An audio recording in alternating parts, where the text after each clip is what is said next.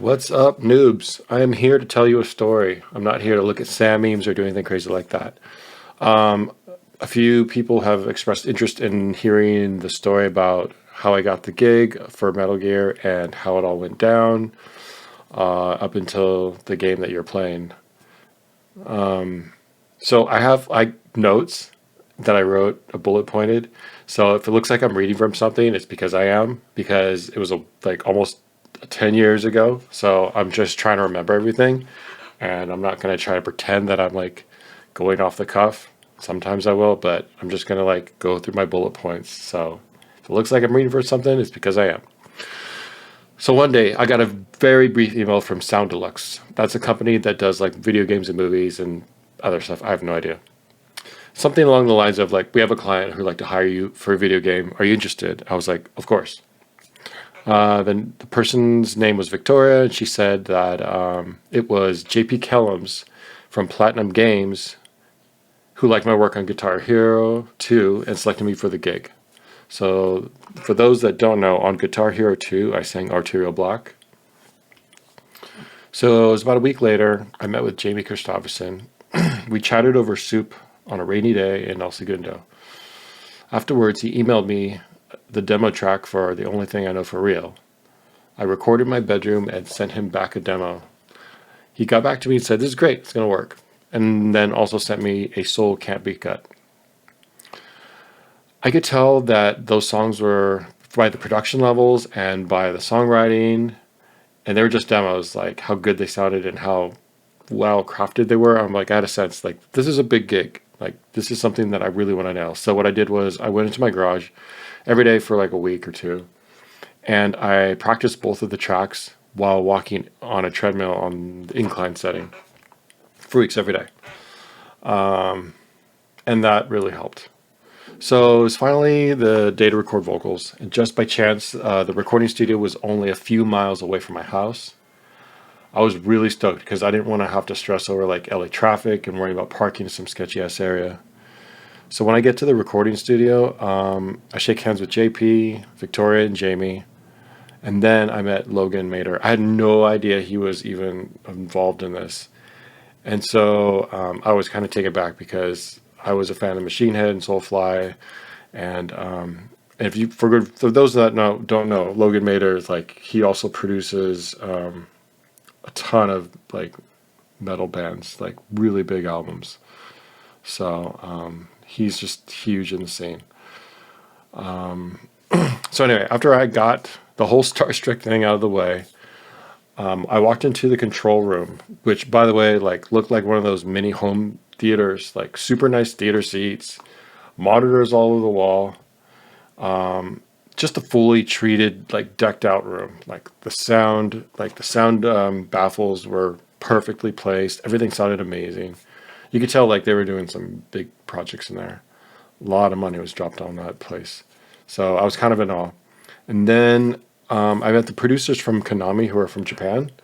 I don't remember their names, unfortunately. At that point, I was like totally overwhelmed, and I was like running on like lizard brain mode. I was just zapped out, real primal stuff. I was guided into the vocal booth where I proceeded to take from my backpack. So I always bring my microphone just in case. And then, so took out this Neumann U87 I brought from home. It was my best microphone. I just figured like I'd be pro. And then, so Jamie's like, "What is this for?" And I said, "Oh, just in case we didn't use it." He scoffed, but he was very kind about it. He's like, "Oh yeah, we're good. We don't need to do that." I don't remember the mic they set up for me, but I think it was SM7B. I could be wrong, but I remember it was something that was meant for like big in your face vocals. And that's what I use. That's what I'm using right now, and I use it pretty much for all my tracks. The U87 is just way too sensitive. So I'm in the vocal booth. They close the door, and all eyes are on me behind the glass. And like you can't hear what they're saying, what they're like talking about, and it's like I'm already like a nervous wreck. So I'm just like, ooh. And then what they do is they prop up this laptop right in front of the glass, and I see this little guy in a control room, not a control room, a conference room. So apparently it's a producer from Japan who wants to watch the session. So So he's just there. He's just looking at me. He's right there at the glass, streaming from Japan. That was different. It was a little bit distracting, but I kind of tuned him out. So Logan signals that we're going to start. And so we talk about the strategy. This is typical for singers in sessions. So the engineer will say, hey, you want to take this in parts? You want to do the whole song? What do you want to do? So I'm a parts guy, but I was just like, oh, let's just go for it. Let's just go for it and see where things break down. I was feeling like really gutsy. I wanted to impress. So I took the road I don't normally do. Because I always find it like really impressive when singers like will do full passes. And also, it's really good to get takes from full passes because it's the parts that are really imperfect that actually impart more character, and then you can comp takes from there. So anyway, I'm going off the rails here. So let me get back to it. So after a few passes of the verse and chorus, Logan says, "Hey, let's take a small 5-minute break. Let's just go get something to drink in the lounge. You just chill, and we're gonna just." Come back in 5. So at this point, I'm in the room. I'm in the lounge. I'm just freaking out. I think like I'm screwed. I'm like, oh man, I've been here before. I've lost gigs this way. It's a normal thing. It happens, but I didn't want it to be on this session. So I'm just sipping water, hanging out. I didn't have a smartphone at the time, so I'm sitting there alone with my thoughts. The door opens up, and then they tell me, okay, come back. I was already like kind of defeated at the point. I was like, yeah, all right, cool. Let's, just break it down to me and whatever. So I think it was Logan that said, okay, we got the okay to proceed. Let's finish up the track. And then I was like, oh, okay, let's do this. So, but what hit me at the point that there was something at stake was the fact that, and I know this is a meme, but this is no joke. Like a few people lightly clapped after they said, we can continue. We got the okay. And I was like, oh, wow, there was something on the line, and it ruled in my favor. So I was very happy at that point because I know they're having a conversation like, hey, is this kind of going to work? Or is it not going to work?